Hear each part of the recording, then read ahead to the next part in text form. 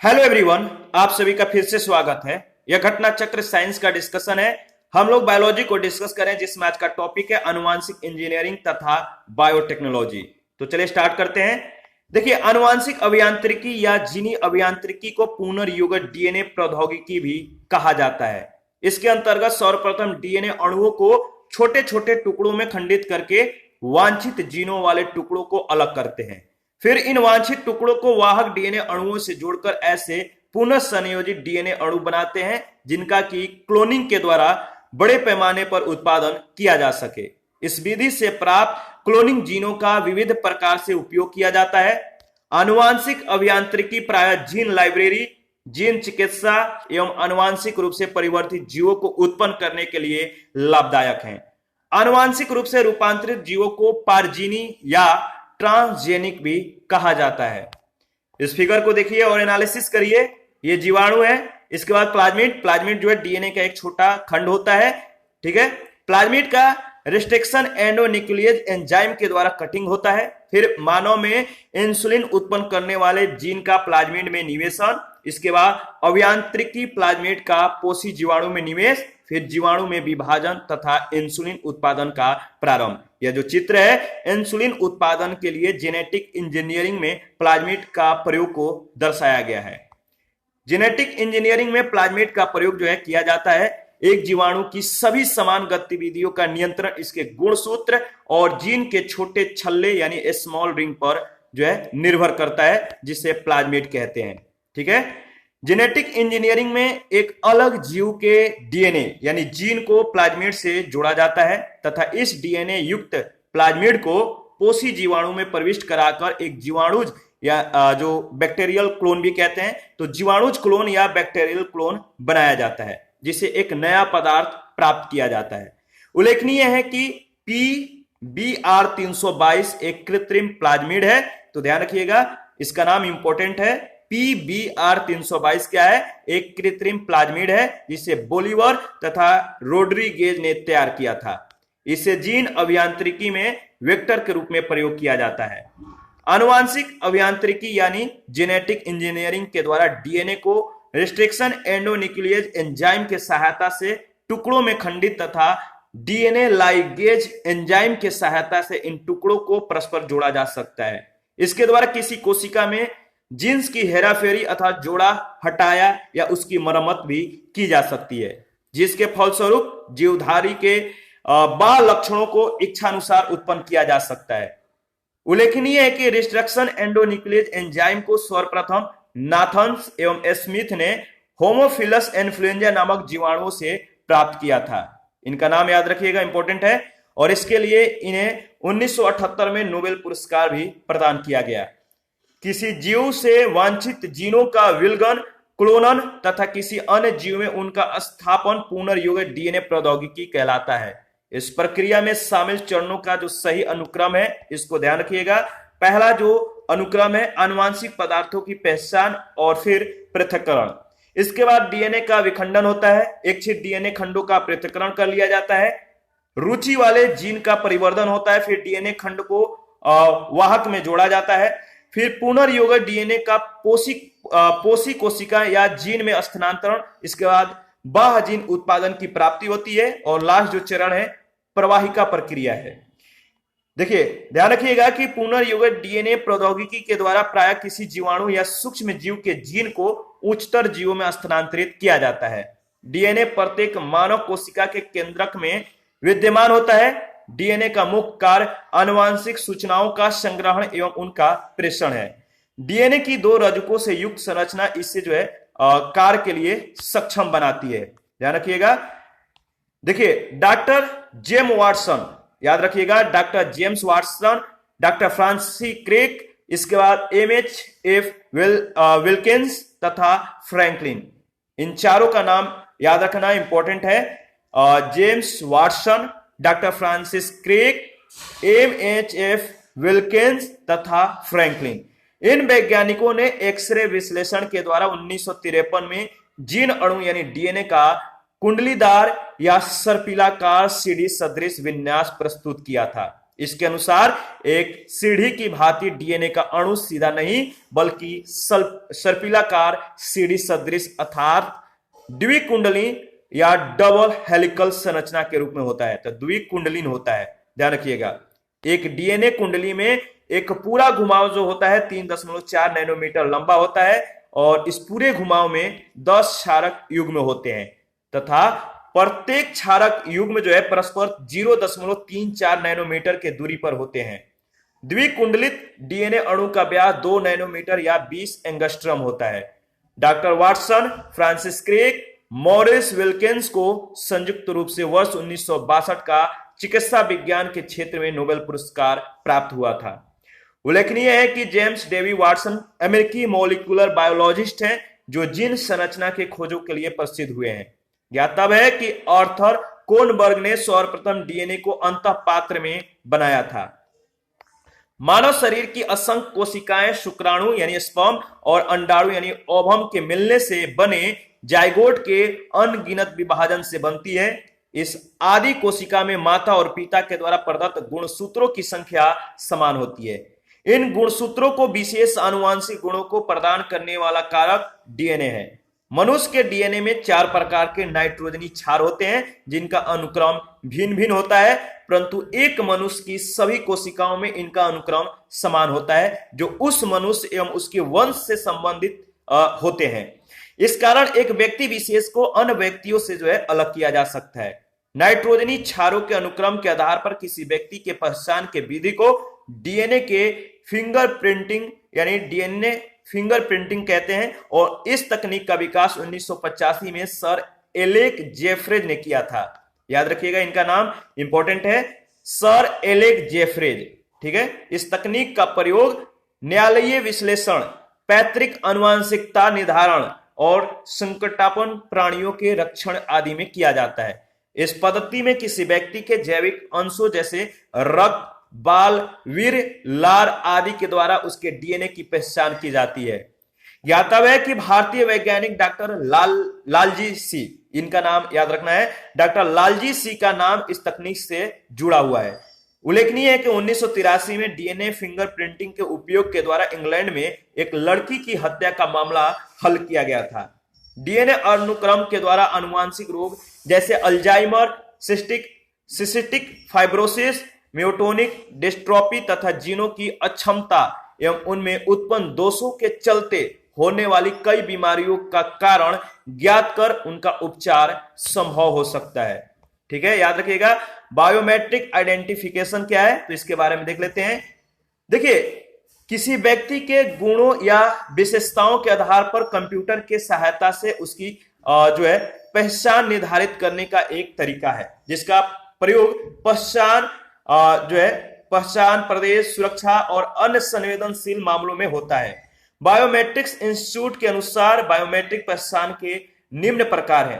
DNA मिलान यानी matching और कान के आकार के आधार पर, ठीक है, आइरिस के आधार पर और रेटिना के आधार पर, चेहरे की पहचान। देखिए थोड़ा सा जो लाइन है ब्लर है तो टेंशन मत लीजिए, इसको क्लियर कर दिया जाएगा। आप चाहे तो नोट भी कर सकते हैं। तो जो याद रखिएगा, एक होता है मैचिंग, इसके बाद कान के आधार पे जो किया जाता है या आइरिस के आधार पे भी या रेटिना के आधार पर चेहरे के पहचान, और ये सब मतलब इन सब को ये जो सब है ये बायोमेट्रिक पहचान के मतलब कि कह सकते हैं कि कड़ी है। किस तरह से जो है बायोमेट्रिक पहचान किया जाता है तो डीएनए मिलान से किया जा सकता है, कान के आकार के आधार पर किया जाता है, आइरिस के आधार पर भी किया जाता है, रेटिना के आधार पर भी किया जाता है, चेहरे के पहचान के आधार पर भी किया जाता है, अंगुली छाप आधारित, ठीक है, इसके आधार पर भी किया जाता है, अंगुली के 3D ज्यामितीय विन्यास के आधार पर भी किया जाता है, व्यक्ति के चाल के आधार पर होता है, हाथ की ज्यामितीय विशेषताओं के आधार पर, गंध के आधार पे, टाइपिंग के अनोखे आधार पे या वाक अभिज्ञान यानी वॉइस रिकॉग्नाइज के भी आधार पे जो है पहचान किया जाता है, हथेली के नस यानी वेन्स के विन्यास के भी आधार पर होता है। तो उल्लेखनीय है कि संपूर्ण जीवों यानी मुख्यतः सूक्ष्म जीवों या जीवों के द्वारा उत्पन्न पदार्थों या जैव प्रक्रियाओं के औद्योगिक स्तर पर उपयोग को क्या कहते हैं, बायोटेक्नोलॉजी कहते हैं। आनुवांशिक इंजीनियरिंग से जो है वर्तमान समय में जैव प्रौद्योगिकी का अप्रत्याशित विस्तार हुआ है। तो जो आनुवांशिक इंजीनियरिंग है, इससे वर्तमान समय में जैव प्रौद्योगिकी का अप्रत्याशित विस्तार हुआ है। ध्यान रखिएगा, किसी भी जीवधारी से उसके जैसा हुबहू जीवधारी प्राप्त किए जाए तो इसे क्लोन कहते हैं। ये अलैंगिक विधि के द्वारा उत्पन्न किए जाते हैं, जो सभी मतलब सभी संदर्भों में अपनी मातृ जीव के समरूप होते हैं। क्लोन प्राप्त करने की प्रक्रिया जो होता है वो होता है क्लोनिंग। डॉली नामक भेड़ के क्लोन का जन्म स्कॉटलैंड स्थित रोजलिन इंस्टीट्यूट में 5 जुलाई 1996 को इयान विल्मुट, किंथ कैंपबेल और उनके सहयोगियों के प्रयास से संभव हुआ था। वयस्कायी कोशिकाओं से जन्मा यह विश्व में किसी क्लोन स्तनधारी जीव का प्रथम क्लोन था। डॉली को पारंपरिक क्लोनिंग तकनीक के द्वारा विकसित किया गया था, न कि पात्र निषेचन यानी इन विट्रो फर्टिलाइजेशन के द्वारा।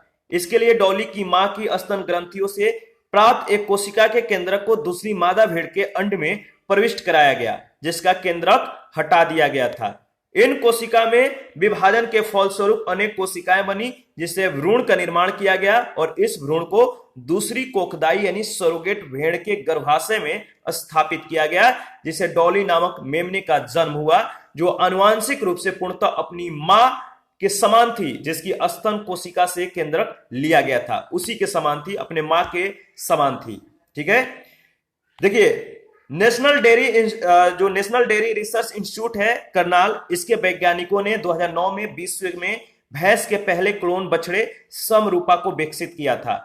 एनडीआरआई के ही वैज्ञानिकों ने 2009 में भैंस के दूसरे क्लोन गरिमा और 2010 में गरिमा सेकंड का जन्म कराने में भी इन्होंने अपनी जो है सफलता को प्राप्त किया था। जनवरी 2013 में गरिमा सेकंड ने महिमा नामक एक स्वस्थ मादा बच्चे को जो है जन्म दिया था।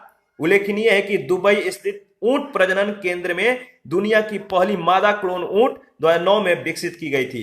इस क्लोन ऊंट का नाम इंजॉज रखा गया था। हाल ही में चीन के वैज्ञानिकों ने विश्व में प्रथम प्राइमेट्स के क्लोन को सफलतापूर्वक विकसित किया है। झोंगझोंग तथा हुआ हुआ नामक क्लोन बंदर को ठीक उसी प्रकार विकसित किया गया जिस प्रकार प्रथम स्तनी क्लोन डॉली को विकसित किया गया था।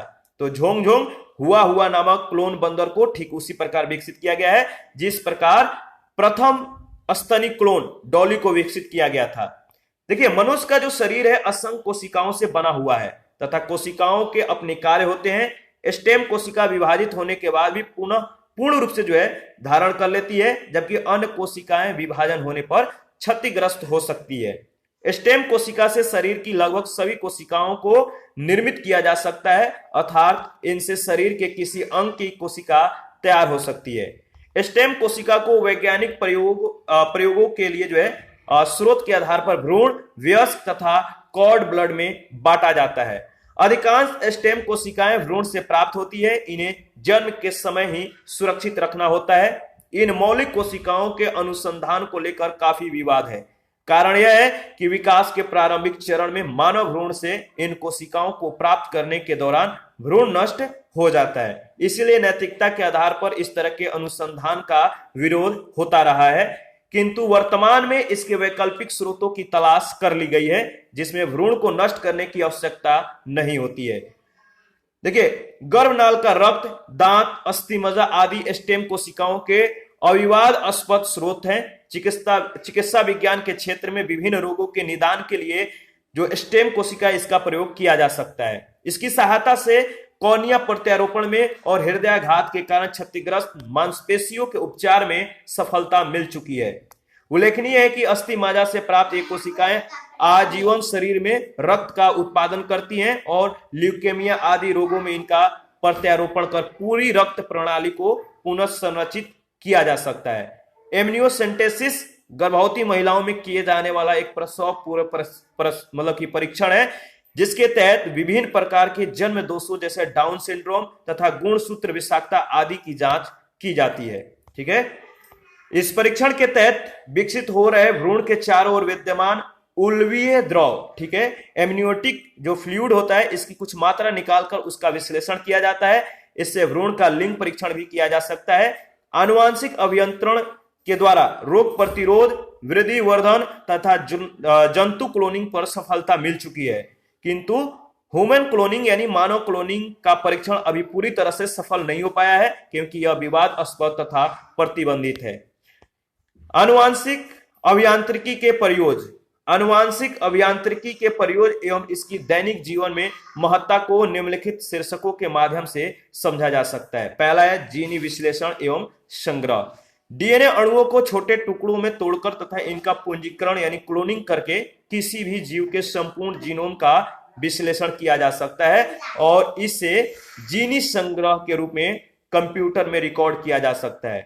यह तब है कि जीनोम एक प्राणी में पाए जाने वाले सभी जीनों के समुच्चय के लिए प्रयुक्त एक समूहवाचक शब्द है। विश्व स्तर के प्रोग्राम ह्यूमन जीनोम प्रोजेक्ट का संबंध मानव जीनों और उनके अनुक्रमों की पहचान और मानचित्रण से है। मानव जीनोम परियोजना के अंतर्गत वैज्ञानिकों ने अनुमान लगाया है कि मानव जीनोमों में लगभग 30,000 जीन होते हैं और इनमें से अधिकांश जीन्स का विश्लेषण कर लिया गया है। इससे मानव को गंभीर आनुवांशिक रोगों और अकाल मृत्यु से निजात दिलाने में सहायता मिलेगी। दूसरा है जीन का विश्लेषण।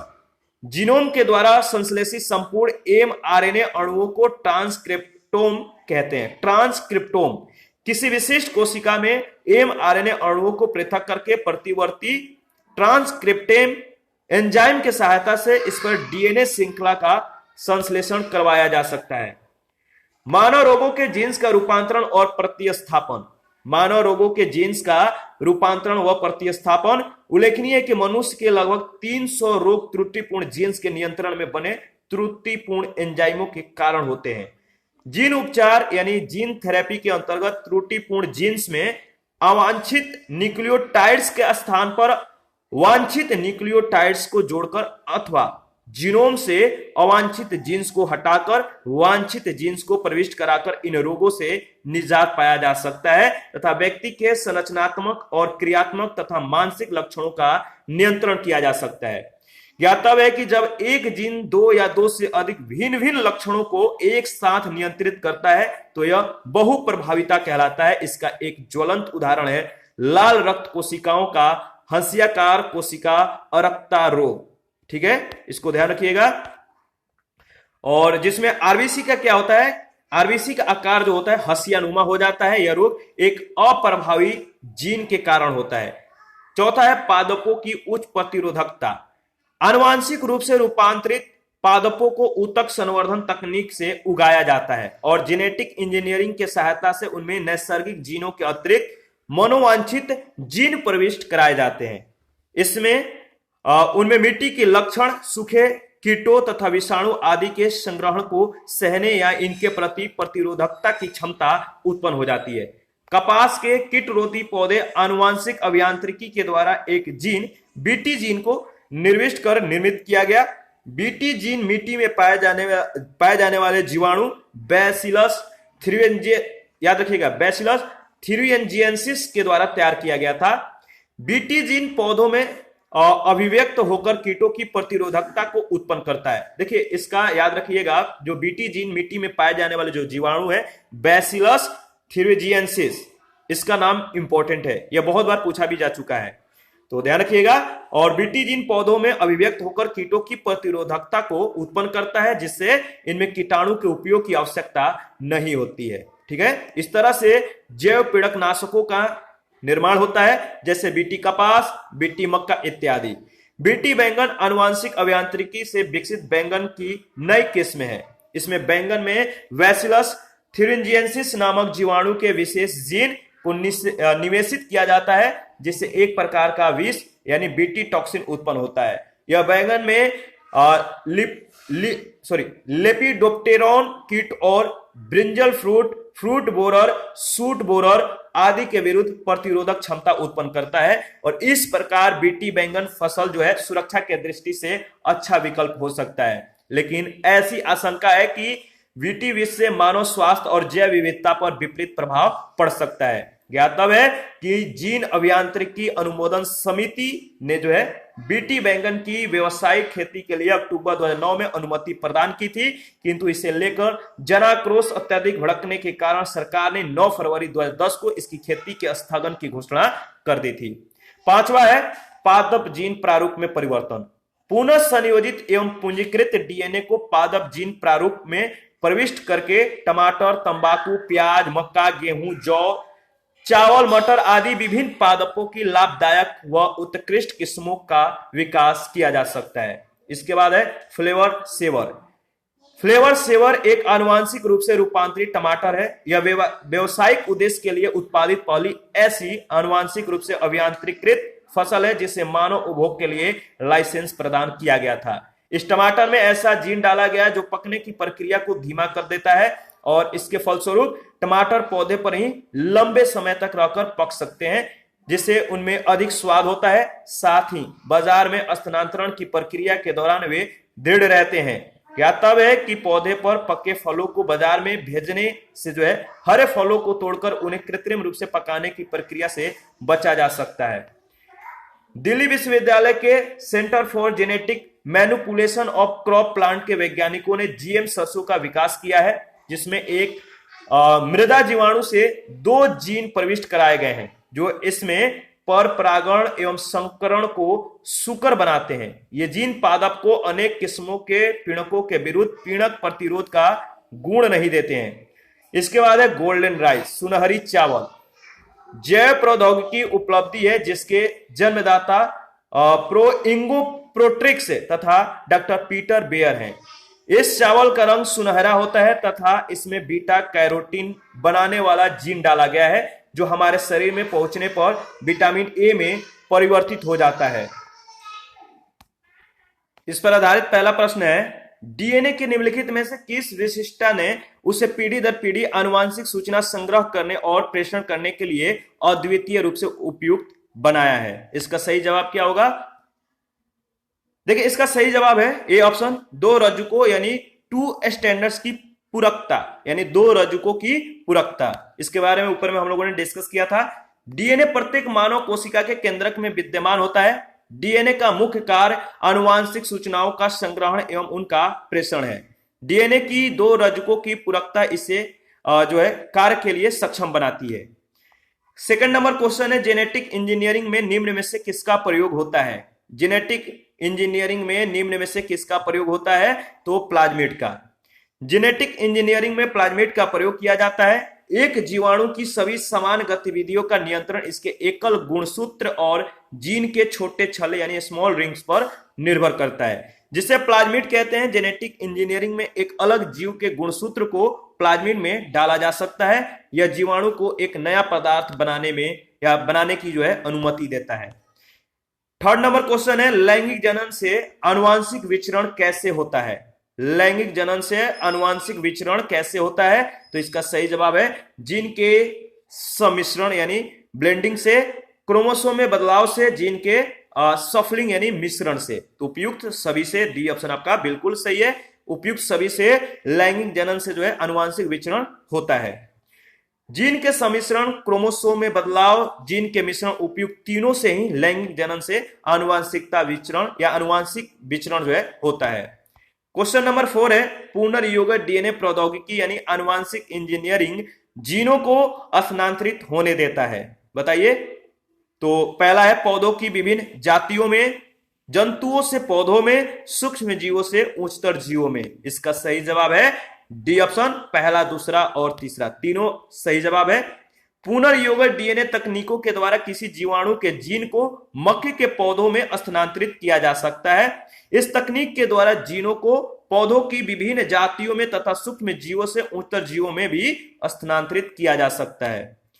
5 नंबर क्वेश्चन है, नई विज्ञान एवं प्रौद्योगिकी नीति 2003 के उद्देश्यों के संबंध में निम्न कथनों पर विचार करिए। निम्न कूट के सहायता से बताइए कि इनमें से कौन से सही हैं। पहला है, विद्यमान भौतिकी एवं बौद्धिक स्रोतों का सर्वाधिक उपकार उपयोग। दूसरा है, नवीन परिवर्तनीय प्रौद्योगिकी का विकास।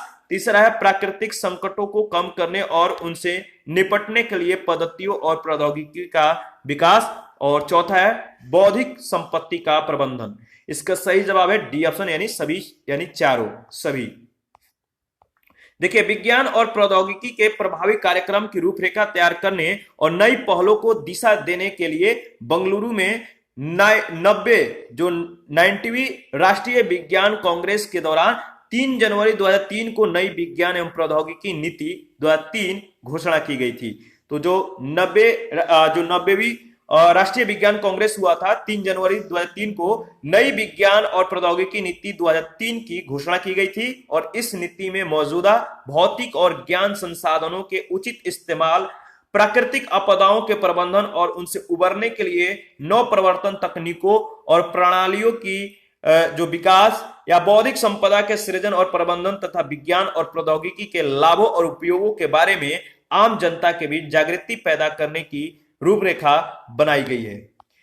क्वेश्चन नंबर 6 है, डॉली सर्वप्रथम क्लोन की गई स्तनी थी और कारण आर है डॉली पात्रे निषेचन के द्वारा उत्पन्न की गई थी। तो देखिए इसमें ए सही है, आर गलत है, पात्रे निषेचन के द्वारा उत्पन्न नहीं की गई थी। ठीक है, डॉली नामक भेड़ के क्लोन का जन्म स्कॉटलैंड स्थित रॉसलिन इंस्टीट्यूट में 5 जुलाई 1996 को इयान विल्मुट, कीथ कैंपेबेल और उनके सहयोगियों के प्रयास से संभव हुआ था। वयस्क कोशिकाओं से जन्मा यह विश्व में किसी क्लोन स्तनधारी जीव का यह प्रथम क्लोन था। यह तब है कि 2003 में फेफड़ों की बीमारी के कारण डॉली की मृत्यु हो गई थी। डॉली को पारंपरिक क्लोनिंग तकनीक के द्वारा विकसित किया गया था, न कि इन विट्रो फर्टिलाइजेशन के द्वारा। इन विट्रो फर्टिलाइजेशन बांझपन दूर करने की कारगर तकनीक मानी जाती है। ध्यान रखिएगा। 7 नंबर क्वेश्चन है, एक वयस्क दैहिक कोशिका से क्लोन की गई पहली स्तनपायी डॉली यानी जो भेड़ है जिसका नाम डॉली है, इसके बारे में कौन सा तथ्य सही नहीं है? तो इसका जो सी ऑप्शन है, डॉली को 1998 में डॉली वर्ष 1998 में पैदा हुई थी, यह कथन इसके संदर्भ में सही नहीं है। ठीक है, और क्वेश्चन नंबर 8 है, निम्न में से कौन मनुष्य के द्वारा निर्मित आनुवांशिक रूप से अभियंत्रित प्रथम जीवित जीव है? कौन मनुष्य के द्वारा निर्मित आनुवांशिक रूप से अभियंत्रित प्रथम जीवित जीव है? वह आपका Dolly. A option is right option. आगे बढ़ते हैं, क्वेश्चन नंबर 9, निम्नलिखित में से कौन सा पहला सफल क्लोन जंतु था? तो सही जवाब है भेड़, जिसका नाम डॉली था। क्वेश्चन नंबर 10 है, NDRI करनाल जो कि हरियाणा में है, इसके वैज्ञानिकों ने निम्नलिखित में से किस जानवर का दूसरा क्लोन विकसित किया? तो सही जवाब है भैंस का। ठीक है, नेशनल डेयरी रिसर्च इंस्टीट्यूट यानी NDRI करनाल के वैज्ञानिकों ने 2009 में विश्व में भैंस के पहले क्लोन बछड़े समरूपा को विकसित किया था। NDRI के ही वैज्ञानिकों ने जून 2009 में भैंस के दूसरे क्लोन गरिमा का जन्म कराने में भी सफलता प्राप्त की थी। ठीक है, और 11 नंबर क्वेश्चन है, गरिमा सेकंड का नाम है क्या है? तो गरिमा सेकंड का नाम है एक क्लोन भैंस का, जो गरिमा सेकंड नाम है एक क्लोन भैंस का नाम है। करनाल स्थित इंस्टीट्यूट जो राष्ट्रीय डेयरी अनुसंधान संस्थान है, इसके वैज्ञानिकों ने अगस्त 2010 में भैंस का गरिमा सेकंड नामक एक क्लोन विकसित करने में सफलता प्राप्त की थी और जनवरी 2013 में राष्ट्रीय डेयरी अनुसंधान संस्थान में क्लोन भैंस गरिमा सेकंड ने महिमा नामक एक स्वस्थ मादा बच्चों को जो उसका मादा बच्चा था, इसको जन्म दिया था। किसने? गरिमा सेकंड ने, और इस बच्चे का नाम था महिमा। महिमा नामक एक स्वस्थ मादा बच्चों को इसने जन्म दिया। 12 नंबर जो क्वेश्चन है, कायिक कोशिका न्यूक्लियर अंतरण प्रौद्योगिकी यानी somatic cell nuclear transfer technology का अनुप्रयोग क्या है? तो इसका सही जवाब है, आप बताइए। इसका सही जवाब है जंतुओं की जननीय क्लोनिंग। ठीक है, यानी सी ऑप्शन। कायिक कोशिका नाभिकीय अंतरण प्रौद्योगिकी का प्रयोग जंतुओं की प्रजननीय प्रतिरूपण या जननीय क्लोनिंग यानी रिप्रोडक्टिव क्लोनिंग के द्वारा आनुवांशिक तौर पर अभिन्न पशुओं के निर्माण के लिए किया जाता है। इस प्रक्रिया में एक दाता वयस्क कोशिका यानी कायिक कोशिका से किसी नाभिक विहीन अंडे में यानी नाभिक का स्थानांतरण करना शामिल होता है। तो ध्यान रखिएगा। इसी के साथ आज का सेशन समाप्त करते हैं। नेक्स्ट सेशन में बचे हुए प्रश्नों को कवर करेंगे, तो आप अपना प्रतिक्रिया जरूर दीजिए। आपके प्रतिक्रियाओं का हमें बेसब्री से इंतजार रहता है। तो थैंक यू, मिलते हैं नेक्स्ट सेशन में।